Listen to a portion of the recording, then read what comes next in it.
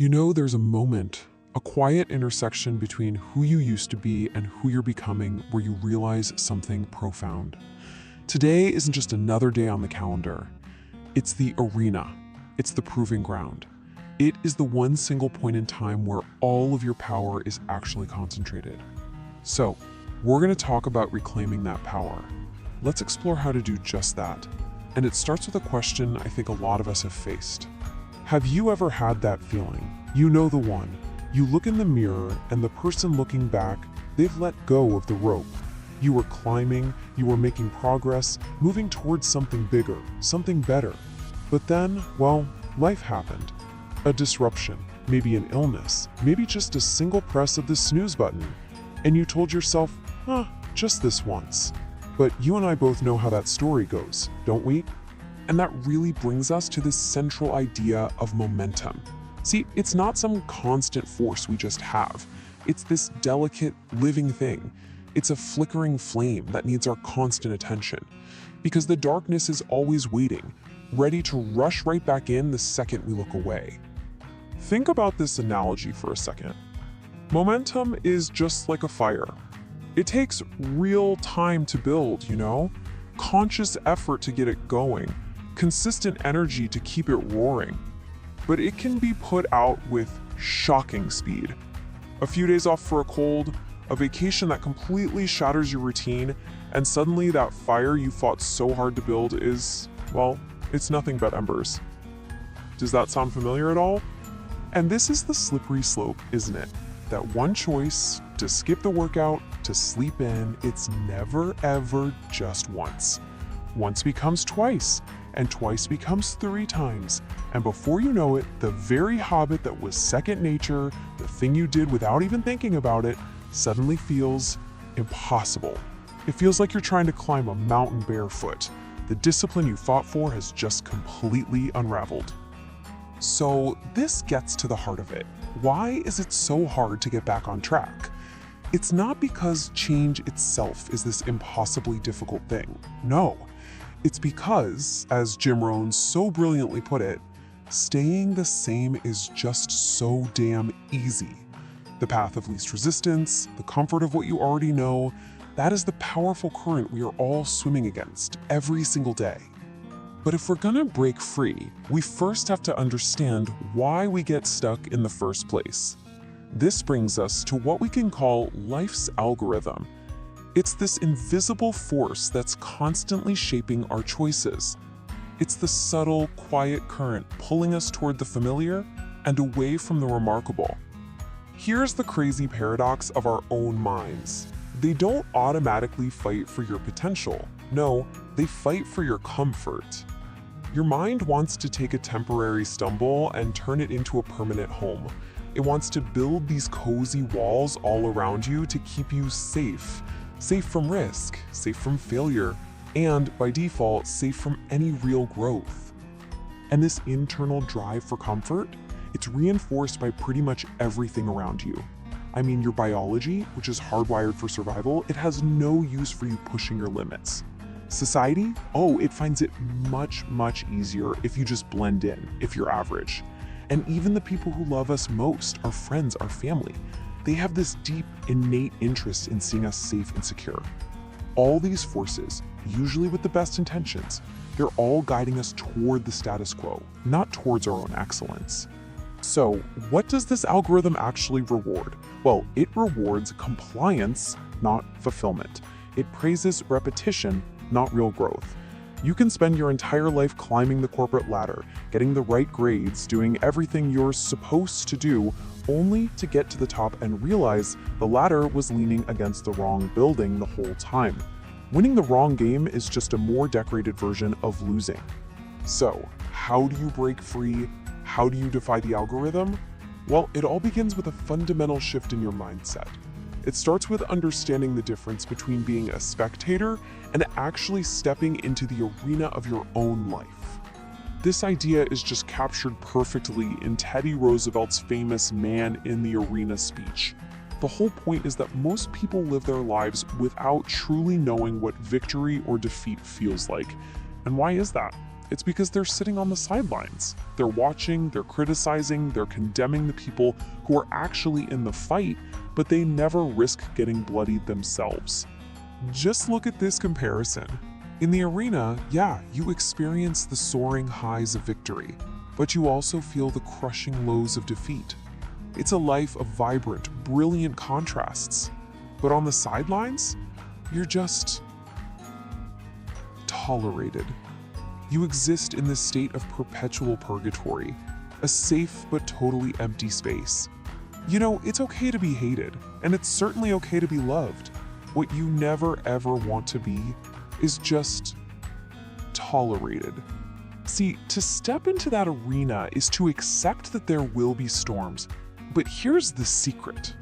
The storm doesn't exist to break you. It exists to reveal the strength you already have. It's like an old bridge that's never been tested. We don't know what we're capable of until the winds howl and the rains come down. Hardship doesn't make you weak. It shows you how strong you've been all along.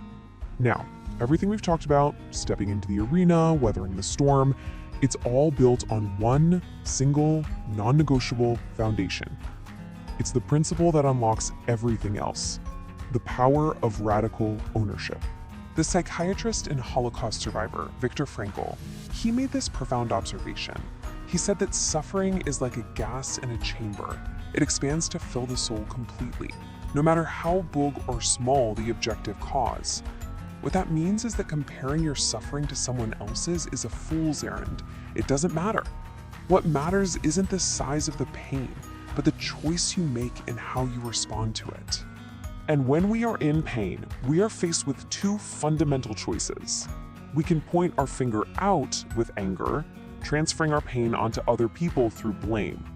Or we can point our finger in with hope, taking ownership of our situation. Now, blaming someone else might feel good for a minute, but it completely disarms you. It takes away the one thing that can actually change your life: your personal agency. Now, let's be crystal clear about something. Ownership is not about fault. You might be hearing this and thinking, but it's not my fault this happened. And you know what? You're probably right. This has nothing to do with blame. Ownership is about power. It's about looking at your circumstances, no matter how unfair they are, and declaring, I may not have put myself here, but I sure as hell can take myself there. That right there is the most empowering mindset on planet Earth. Okay, so with that foundation of ownership firmly in place, we can finally move from mindset to action. So how do you begin? How do you pick up that rope again when you feel weak and that mountain looks impossibly high? You begin with an imperfect start. We have this idea that courage is supposed to be some magnificent, perfect leap across a canyon. But that's just not how it works. I heard a story about a guy named Clayton who wanted to post a dance video online but was absolutely terrified of what people would say. So he hedged his bet.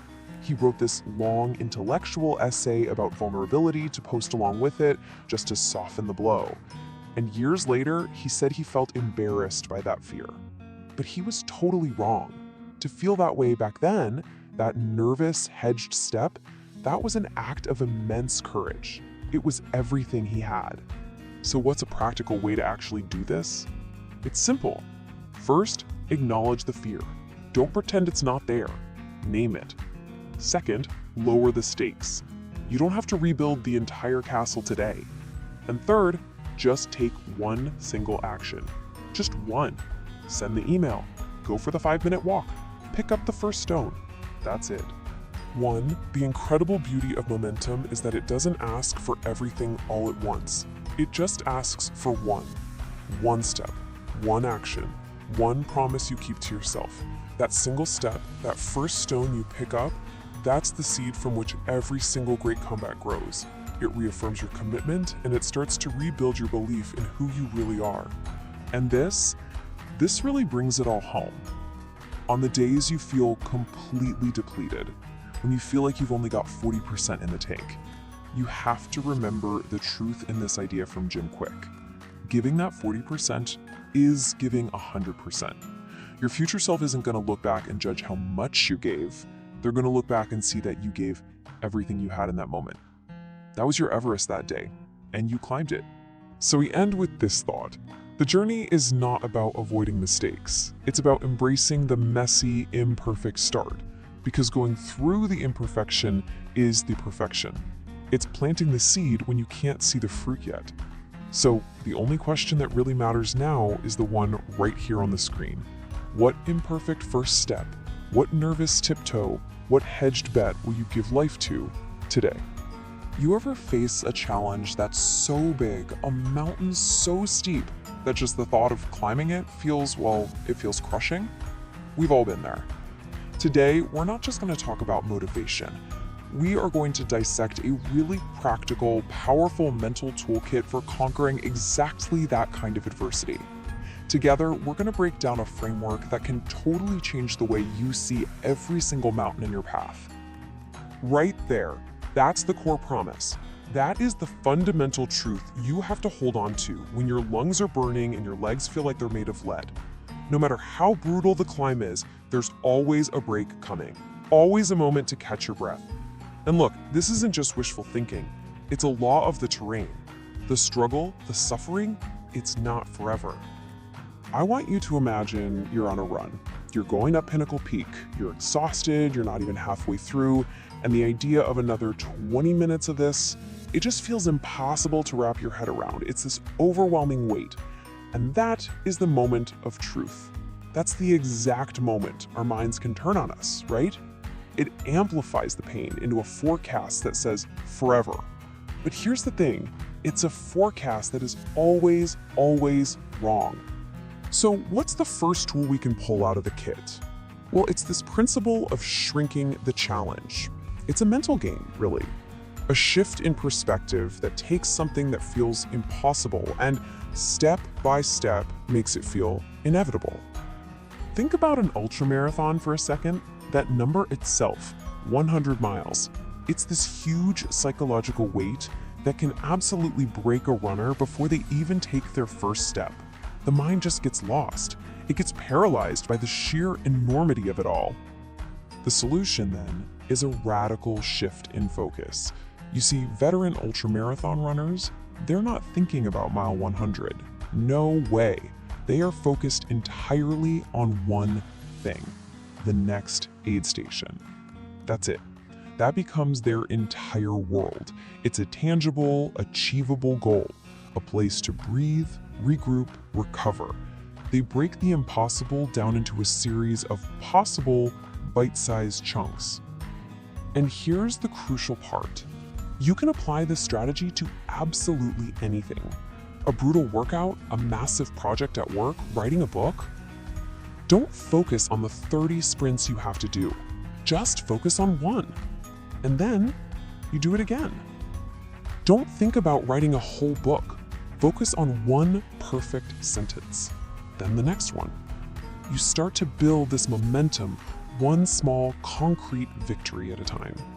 You see, this isn't just about endurance. It's about being present. It's about really understanding that victory isn't found at some far-off finish line. No, it's forged in the decision to take the very next step, to win the second that is right in front of you. That's how you move mountains. Okay, let's move on to our second tool. Because once you've shrunk the task down, you have to change your relationship with the struggle itself. This isn't about trying to avoid the pain, it's about understanding its incredible, profound purpose. There's this powerful story about a trainer watching his client do push-ups. So the client, he hits his limit and just collapses onto the floor. The trainer stops him immediately. He says, never do that. Never just fall. He explained that you've worked so hard to get to that exact point of failure. That's where the real work actually begins. You have to fight gravity all the way down until your chest physically touches the floor. What this does is it completely redefines failure. That moment of collapse, of hitting a wall, it's not the end, it's the whole point. The fight on the way down, that messy, brutal, strained part of it, that is the most valuable part of the entire exercise. That is where strength is truly forged. So think about it this way. If you're already in pain, if you're already walking through hell, you might as well get something out of it, right? Don't just suffer through it. Extract the lesson. Squeeze the wisdom out of the struggle. You have to see the breakdown not as an ending, but as the actual blueprint you need to build yourself back stronger. And this whole reframing thing, it extends to our ego too. Part of the process is being okay with the awkwardness of being a beginner. You know, everyone you admire was once the fool in the room, fumbling through a presentation, lifting the lightest weights. That feeling of insecurity, it isn't a red flag telling you to stop. It's the non-negotiable price of admission to mastery. Which brings us to our third, and maybe the most critical principle of them all. You can shrink the goal and you can reframe the pain, but absolutely none of it matters if you don't overcome the inertia and just begin. You know, we see that elite runner just gliding down the street, making it look completely effortless. We see the final polished product, the expert, and we admire the years of discipline and commitment it took to get there. But the real raw courage, you know who that belongs to? The person who's just starting out. The one running awkwardly down the street, feeling self-conscious, gasping for air. They aren't leaning on muscle memory or years of routine. They are running on pure, unadulterated courage to stare fear in the face and just do it anyway. That single action is where all greatness begins. Just think for a second about the immense danger of the word almost. The source material talks about a story of nearly skipping a half marathon because of sickness, only to push through and somehow achieve a personal best. How often are we just one decision away from our greatest breakthrough, but we turn back, just short of the starting line? This right here, this is the key that unlocks action. When JFK declared America would go to the moon, the detailed roadmap just didn't exist. The commitment, the yes, that came first. The how was figured out later, under pressure. Life-changing opportunities rarely show up with an instruction manual. Your job isn't to have all the answers. Your job is to have the courage to say yes. So we have our toolkit. Shrink it, reframe it, and start it. But how do we clear the runway to actually use these tools? Well, it starts with one final, crucial realization about your relationship with your own past. This is such a brilliant metaphor. A boat's wake. You know, it's that turbulent, sprawling trail it leaves behind. It looks powerful, and it tells you exactly where you've been, but it has absolutely zero influence on where the boat is going. Your past, all your failures and all your successes, that's your wake. Your past is just an echo. It's not an engine. The only thing driving the boat is the motor, which is this present moment and the person with their hands on the wheel, making a decision right now. Your history does not dictate your destiny. Your choices today, they do. And that right there brings us to this very moment. You see, the question was never if you could. It has always been, will you? So look at the mountain that's in front of you right now. Shrink it down to a single step. Reframe the struggle as the very place where you'll be forged. The only thing left to do now is take that first courageous step. The wheel has always been in your hands. So what are you waiting for? You know, there are these moments in life, these flashpoints that just demand a response. Moments when some invading force, whether it's a crappy circumstance, or criticism, or just pure chaos, it stands at your gates and it demands you lay down your arms. It demands you surrender your principles and give up on who you were meant to become. Well, today, we're not just going to talk about standing firm. No, we are going to deconstruct the very mechanics of how you forge a will that is absolutely unbreakable. This phrase, Molon Labe, it just echoes through history, doesn't it? Back in 480 BC, at the famous Battle of Thermopylae, the Persian king Xerxes, with his unimaginably massive army, commanded this tiny force of Spartans led by King Leonidas to lay down their weapons. I mean, the Persian army was a monster, just an overwhelming force. Surrender was the only logical choice. But here's the thing, Leonidas and his 300 Spartans, they weren't operating on logic. Not at all. They were operating on conviction. And their response? Just 2 words, molon labe. Come and take them. The only way you're getting these weapons is if you rip them from our cold, dead hands. Look, this isn't just some ancient war story. It's a perfect metaphor for your life. That invading force, that represents so much of what we all face every single day. You know, Abraham Lincoln once said, "Be sure to put your feet in the right place, then stand firm." But what does that really mean when the ground beneath you feels like it's shaking? It means understanding that your life, right now, is a battle for the principles you hold dear. Those challenges you're facing, that's the Persian army, and it's demanding you surrender your ambition, your values, your very identity. Your response has to be just as defiant. So, to get there, we're going to walk through 6 distinct phases of this transformation. We've just touched on the Spartan defiance. Next, we'll deconstruct that inner resistance that holds you back. Then we're going to learn the secret of what I call the 30-second victory. We'll embrace the tough reality that it almost always gets worse before it gets better. Understand why you literally have to let your old self die. And finally, we'll activate the most powerful catalyst of all, the vibration of courage. Okay, so let's start by mapping the battlefield. Before you can stand firm, you have got to know what you're standing against. See, that invading army, it's not just one thing. It attacks on a whole bunch of different fronts. So we need to identify these forces that are constantly, relentlessly waging war against your potential, always trying to make you retreat and concede and conform. There are really 3 primary forces at play here. First up, adverse circumstances. These are those moments that tempt you to believe you're just a victim of fate. And this is where we have to remember what Viktor Frankl realized while inside a concentration camp. Everything can be taken from a man but one thing, to choose one's attitude in any given set of circumstances. The world outside you cannot and will not control the world inside you. Second, you've got societal pressure and criticism. Look, standing for something will inevitably create a divide. As Victor Hugo put it, you have enemies? Good, that means you've stood up for something. Criticism isn't a verdict, it's just a data point. And finally, there's the most insidious force of all, the slow erosion of self. This is the world's constant attempt to just sand down your edges. Emerson said it best, to be yourself in a world that is constantly trying to make you something else is the greatest accomplishment. And to all these forces, your answer has to be the same, come and take it. All right, knowing the enemy is one thing, but defeating them, that's a whole other ballgame, right? A lot of the time, the mountain in front of us just feels too high, the challenge too great. The secret isn't to become a giant overnight, no. It's to realize that any monumental task can be conquered just by changing your perspective and breaking it down into manageable little pieces. I want you to imagine this. Imagine immersing yourself in freezing cold water, a cold plunge. You look at your watch, 90 seconds left.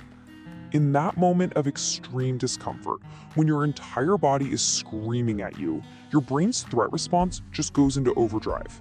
90 seconds feels like an absolute eternity. Your mind registers it as impossible.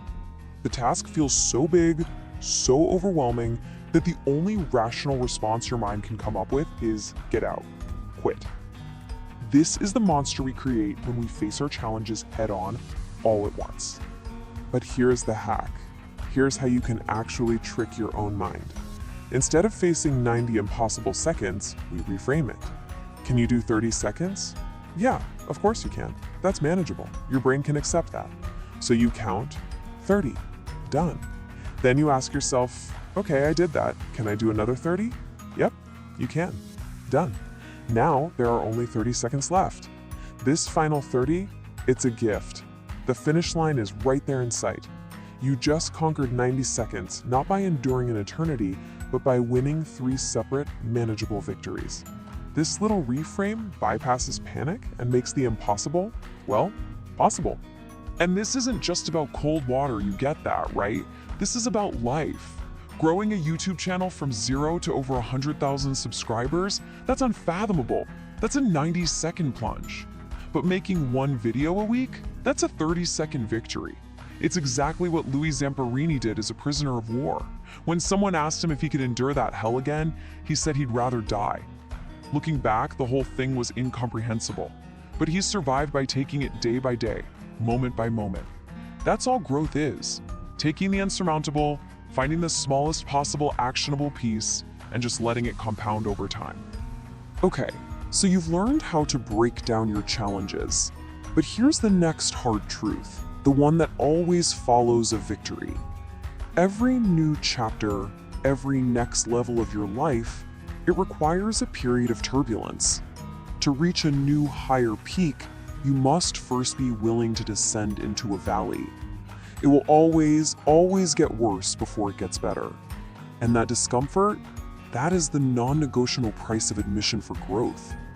Think about growth like a series of waves, each one a little higher than the last. To get to the top of that next bigger wave, you first have to go through the trough. This is Walt Disney getting fired for lacking imagination before building his empire. It's Abraham Lincoln enduring constant political failure before reaching the presidency. It's Steve Jobs and Wozniak starting Apple in a garage. All of them willingly accepted that things would get worse now, for the chance at something much better later. So the crucial point here is this. When you find yourself in that trough, in that valley of despair, don't see it as a failure. It is not weakness. It is a courageous decision.